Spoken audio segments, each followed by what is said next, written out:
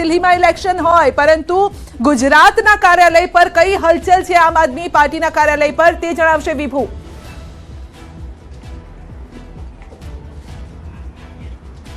જી સંધ્યા, અત્યારે દિલ્હીમાં જે રીતે રૂઝાન આવી રહ્યા છે અને તેમાં બીજેપી આગળ છે, જ્યારે આમ આદમી પાર્ટી છે તે પાછળ ચાલી રહી છે, ત્યારે આપને ગુજરાત પ્રદેશ કાર્યાલય છે આમ આદમી પાર્ટીનું તેનો આપના દ્રશ્યો બતાવવા માંગીશ કે અત્યારે અમે જે કાર્યાલય ઉપર છીએ અને આ કાર્યાલય ઉપર સન્નાટો જોવા મળી રહ્યો છે। કોઈ પણ રાજ્યમાં જ્યારે ઇલેક્શન હોય તેના પરિણામ આવતા હોય છે ત્યારે દરેક રાજ્યની જે પાર્ટી ઓફિસો હોય છે ત્યાં માહોલ બનેલો જોવા મળતો હોય છે કે જે રૂઝાનમાં આગળ ચાલતા હોય છે, ત્યાં જશ્નનો માહોલ જોવા મળતો હોય છે, પરંતુ બીજી તરફ જે પાર્ટી પાછળ ચાલતી હોય છે ત્યાં સન્નાટો પણ જોવા મળી રહ્યો છે। અત્યારે હજુ સુધી આમ આદમી પાર્ટીના કોઈ પણ નેતાઓ છે તે કાર્યાલય ઉપર છે જોવા નથી મળી રહ્યા, કાર્યકર્તાઓ પણ નથી જોવા મળી રહ્યા, કારણ કે જે રીતે એક્ઝિટ પોલ આવ્યો હતો, એક્ઝિટ પોલમાં પણ કહી રહ્યા હતા કે દિલ્હીમાં જે ભારતીય જનતા પાર્ટીની સરકાર છે તે બની રહી છે અને ત્યારથી જ અંદાજો છે તે આમ આદમી પાર્ટીની પણ આવી ગયો હશે અને તેના કારણે જ અત્યારે નેતાઓમાં છે નિરાશા જોવા મળી રહી છે। પરંતુ સંધ્યા, જોવા મળી રહ્યું છે કે 2013થી દિલ્હીમાં છે આમ આદમી પાર્ટીનો છે દબદબો રહ્યો હતો, પરંતુ 2025ના જે ઇલેક્શનમાં અત્યારે રૂઝાન જે આવી રહ્યા છે અને તેમાં નિરાશાજનક પરિણામો જોવા મળી રહ્યા છે। ખાસ કરીને 2020માં 62 સીટો મેળવી હતી આમ આદમી પાર્ટીએ, પરંતુ અત્યારે 2025ની જે ઇલેક્શન થયું છે તેમાં 21 સીટોમાં જ અત્યારે રૂઝાન છે તે આવી રહ્યા છે અને એમાં બતાવી રહ્યું છે કે આમ આદમી પાર્ટી છે તે આગળ ચાલી રહી છે।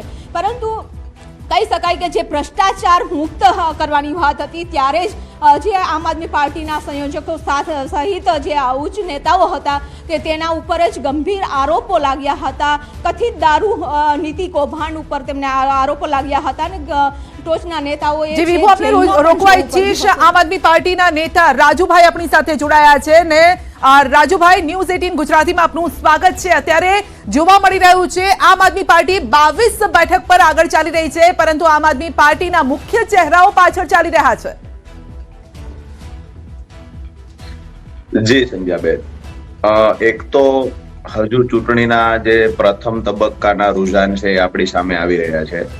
હજી ખરેખર દિલ્હીના લોકોએ જે મતદાન કર્યું છે અને તમામ બેઠકો પર હજુ ફાઇનલ રિઝલ્ટ આવવાનું બાકી છે, પરંતુ જે કાંઈ રિઝલ્ટ આવશે એ સ્વાભાવિક છે કે અમને સર માથા પર હોય। મહત્વની વાત, દિલ્હીના લોકો, દિલ્હીની ચૂંટણી, આમ આદમી પાર્ટી અને ફરી વખત ખરેખર કેજરીવાલજી આવશે કે કેમ, આ સવાલોની વચ્ચે મહત્વની વાત એ છે કે આખી ચૂંટણી જે આપણે જોઈએ કે કેજરીવાલજીને એક ખોટા કેસની અંદર જેલમાં પૂરવામાં આવ્યા, આમ આદમી પાર્ટીના કાર્યકર્તાઓ, નેતાઓને કરોડો રૂપિયાની ઓફર આપીને તોડવામાં આવ્યા, છેલ્લે લાસ્ટમાં તમામ ષડયંત્રો પાર પાડવામાં સફળ ન થયેલી ભારતીય જનતા પાર્ટીએ છેલ્લે હજ માટે થઈ અને અહીંયાથી કુંભમાં જવા માટે હિન્દુઓ માટે બસો ભરી દેવામાં આવી, અહીંયા રાજસ્થાન મોકલવા માટે થઈ અને મુસ્લિમોની બસો ભરી દેવામાં આવી, તમામ પ્રકારના કાવતરાઓ ભાજપ દ્વારા કરવામાં આવ્યા, ખુલ્લે આમ પૈસાની વહેંચણી કરવામાં આવી, ખુલ્લે આમ સાડીઓના વિડીયો પણ વાયરલ થયા જે ખુલ્લે આમ લોકતંત્રની હત્યા કરી અને પૈસાની લાલચો આપી અને સત્તા માટે થઈને, સત્તામાં બેસવા માટે થઈ અને તમામ હદો ભારતીય જનતા પાર્ટીએ પાર કરી દીધી। આની વચ્ચે પણ આમ આદમી પાર્ટીના સનિષ્ઠ કાર્યકર્તાઓ અને કેજરીવાલજીની હિંમત આ તમામ લડાઈઓની વચ્ચે સતત સંઘર્ષ કરતા રહ્યા। પરિણામ જે કાંઈ આવશે તે પણ ખરેખર લોકશાહીની ઢબે જો કોઈ ચૂંટણી લડ્યું હોય તો આમ આદમી પાર્ટી લડી છે। તમામ આફતોની વચ્ચે જો કોઈ ઈમાનદારીથી જનતાની વચ્ચે રહી અને ચૂંટણી લડ્યા હોય તો આમ આદમી પાર્ટી લડી છે। આજે કાંઈ પણ પરિણામ આવશે પણ અમારી હિંમત ક્યારે ભારતીય જનતા પાર્ટી, આમ આદમી પાર્ટીના કાર્યકર્તાની હિંમત તોડવામાં સફળ નહીં થાય। નહીં, બીજેપી આરોપ લગાવી રહી છે, ભ્રષ્ટાચારના આરોપ, ભ્રષ્ટાચારમાં લિપ્ત છે આમ આદમી પાર્ટી, જેનો જે પૂર્વ સીએમ છે એનો ચહેરો એમાં લિપ્ત હોય તો પછી જનતા પર શું અસર થશે, આ પ્રકારના આરોપ બીજેપી લગાવી ચૂકી છે।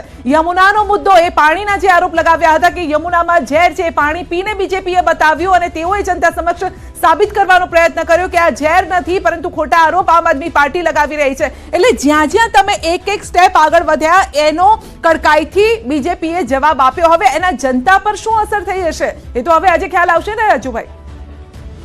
જે આપણે ભ્રષ્ટાચારની વાત કરીએ તો અરવિંદ કેજરીવાલજી પર જે આરોપો લગાવવામાં આવ્યા છે જેના કોઈ પુરાવાઓ ન હોવાના કારણે કોર્ટે એમને જમાનત આપી છે, પણ ભ્રષ્ટાચારની વાત કરીએ તો આપણે ભૂતકાળમાં જોયું છે, રાત્રે કેસ ચાલી જાય, 70,000 કરોડનો જેના પર આરોપ લાગેલો હોય, સવારમાં નાયબ મુખ્યમંત્રી બની જાય છે ભારતીય જનતા પાર્ટીમાં. અવારનવાર આમ આદમી પાર્ટીએ લિસ્ટ યાદી જાહેર કરેલી છે. ભાજપમાં સાંસદો છે, હજારો કરોડના કૌભાંડીઓ, મુખ્યમંત્રીઓ પણ છે, ત્યાંના વિધાનસભામાં ચૂંટાયેલા ધારાસભ્યો પણ છે, મંત્રીઓ પણ છે.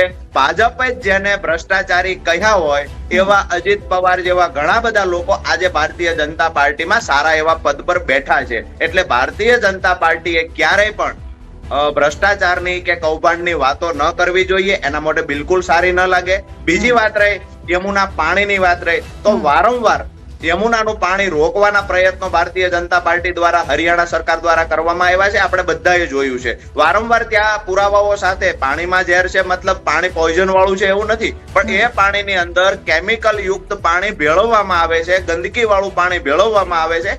આ વાત માત્ર અરવિંદ કેજરીવાલજીની અને આમ આદમી પાર્ટીની હતી અને એના પુરાવાઓ પણ આપેલા છે કે ખરેખર કેમિકલ યુક્ત પાણી આની અંદર ભળી જાય છે. આ વાત હતી અને વાત રહી આમ આદમી જી આપને રોકીશું રાજુભાઈ, આપને રોકીએ. Vishwasnagar. This shows you that the people wanted change, they want good governance, and they want Prime Minister Modi to lead in the capital as he is leading in the whole country. में counting चालू. જી રાજુભાઈ, આ વખતે બીજો એક મુદ્દો એ પણ સતત બીજેપીનો પ્રચાર એ રીતે રહ્યો કે ડબલ એન્જિનની સરકાર, જો તમે બીજેપીને ચૂંટીને લાવો છો તો ડબલ એન્જિનની સરકાર काम करशे. આ સવાલનો જવાબ લઈશ, રોકેશ આપને અત્યારે. दिया लेकिन डिलीवरी जीरो. इस वजह से आप देख रहे हैं कि आतिशी मारलेना हार रही है कालकाजी में और वहां बिडूरी जी जीत रहे हैं. अरविंद केजरीवाल खुद हार रहे हैं और परवेश वर्मा जीत रहे हैं. आप मारवाजी की देखें तो वो जीत रहे हैं और मनीष सिसोदिया हार रहे हैं जंगपुरा में. इतने डिफिकल्ट सीट्स पे भी आप देखेंगे जैसे बिजवासन में कैलाश गहलोत जीत रहे हैं, कारवाल नगर में कपिल मिश्रा जीत रहे हैं, विश्वास नगर में आप देखें तो ओम प्रकाश शर्मा जीत रहे हैं. और जो आतिशी मारलेना, केजरीवाल और मनीष सिसोदिया तीनों हार रहे हैं. तो कहीं ना कहीं जनता ने भी तो तय किया है कि वो परिवर्तन चाहते हैं, वो मोदी जी चाहते हैं और नेशनल कैपिटल में वो प्रगति चाहते हैं. तो ये एक वोट प्रगति के लिए है 27 साल बाद.